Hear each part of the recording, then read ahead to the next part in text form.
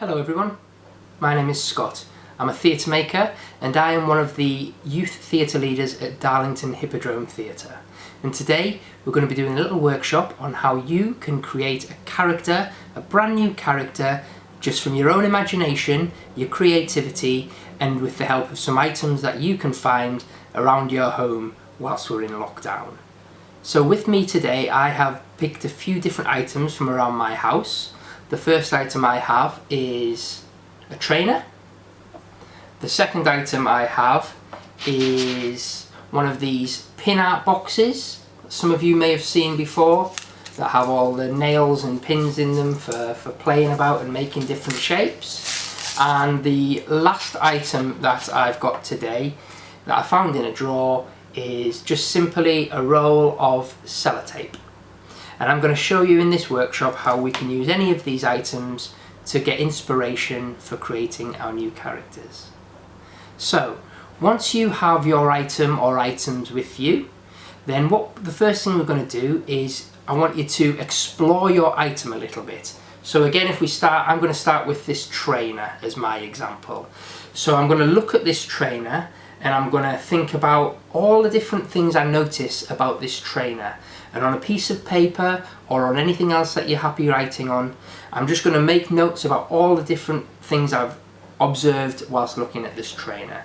So this trainer is very light, so I'm going to write the word light down. And this trainer is very colourful and bright, so I'm also going to write the words colourful and bright down. And when I pick this trainer up, I notice that it's very bendy and twisty and flexible and squishy. So I might write those sort of words down, bendy or squishy or flexible. And it's a little bit smelly too, so I might write smelly down on that list as well. So we've got light and bendy and bright and colourful and flexible and smelly.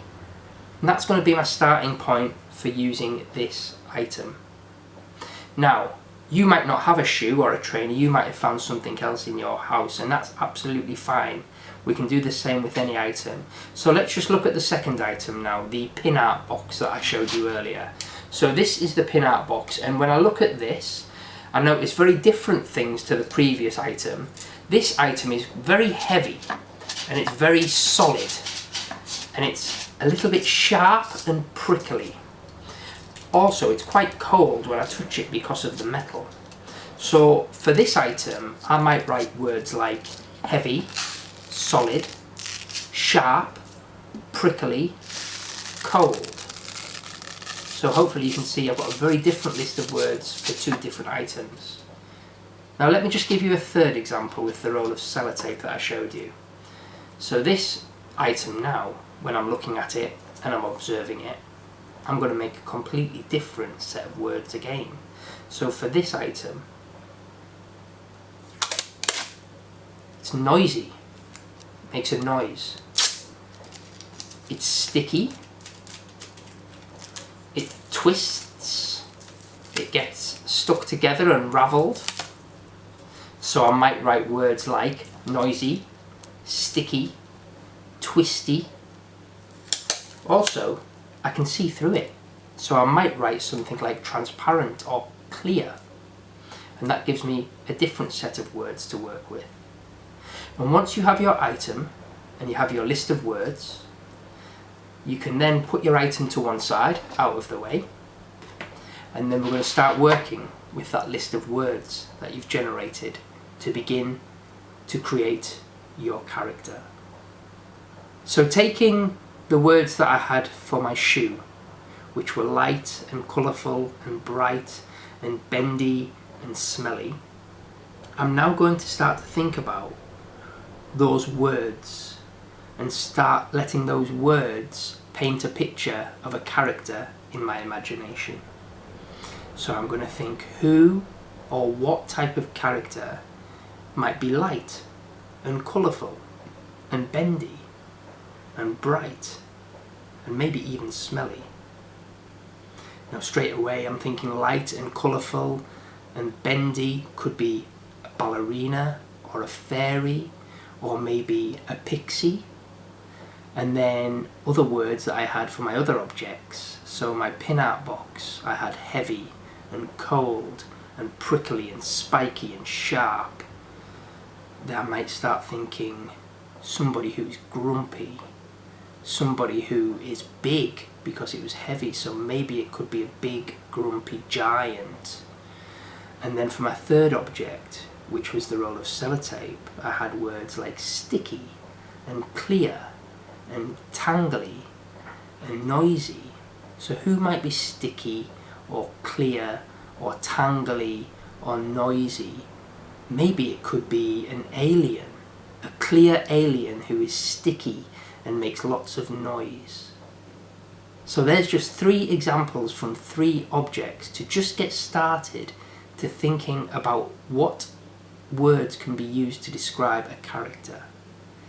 So my challenge to you is to find an object, is to write down all the words you can about that object, things that you notice, and then start to think about how those words could be used to create a character.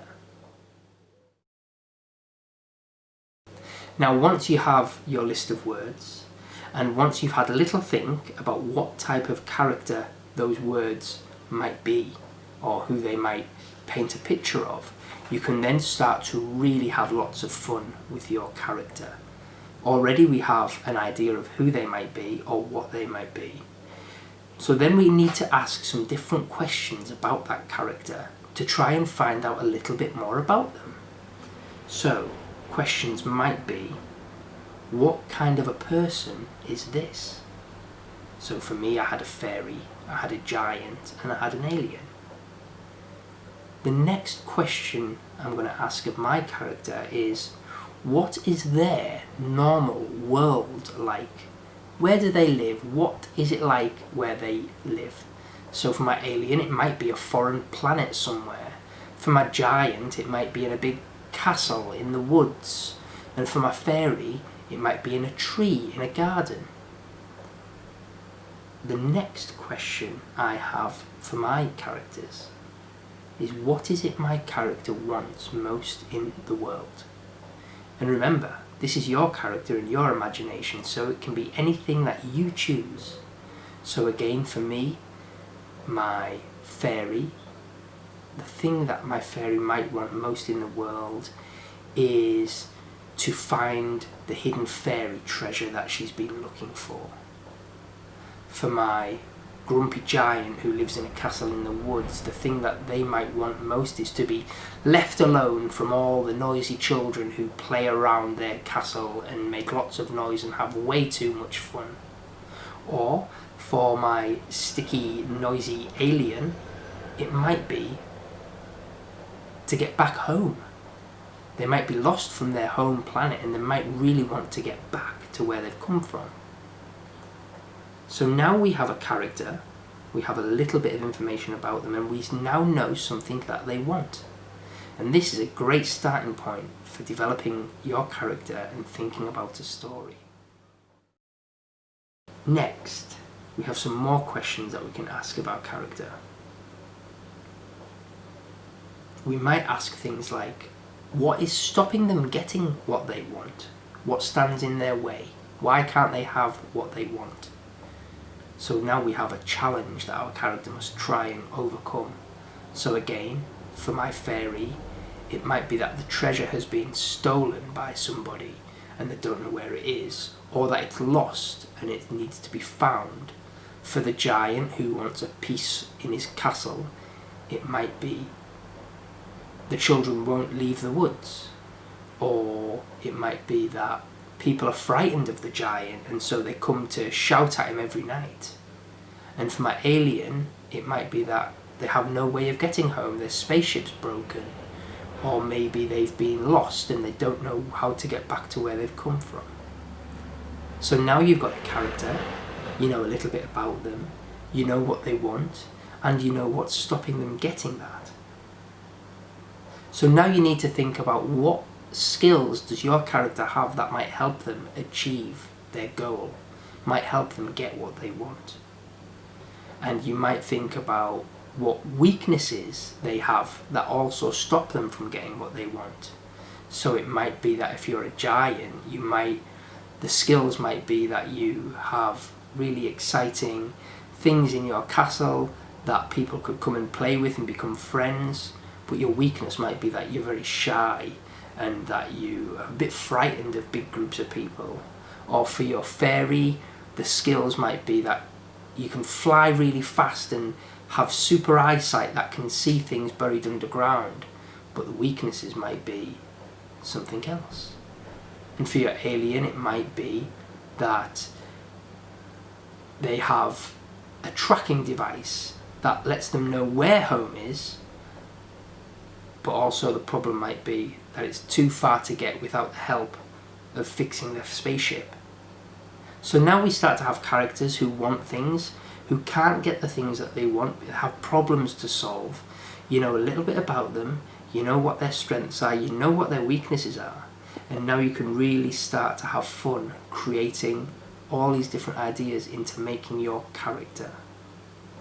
So that's my first challenge for you today, is to find an object, is to explore that object, is to create an idea for a character from the words that you have found about your object, is to then start to think about your character, is to then start to imagine more things around your character, where they live, what it's like, and then what they want and what they need and what stops them getting it.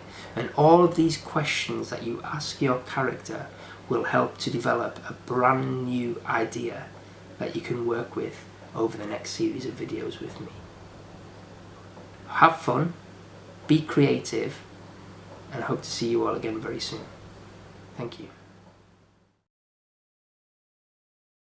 And now that you have your character and you've thought about it, another thing you might want to do is to draw a little picture of your character, starting to think about what they might look like, how they might be dressed, what they might be wearing. You might decide to draw a little picture of them in their home or in their favourite place, and anything else that you'd like to do just to start to paint that imagination a little bit further.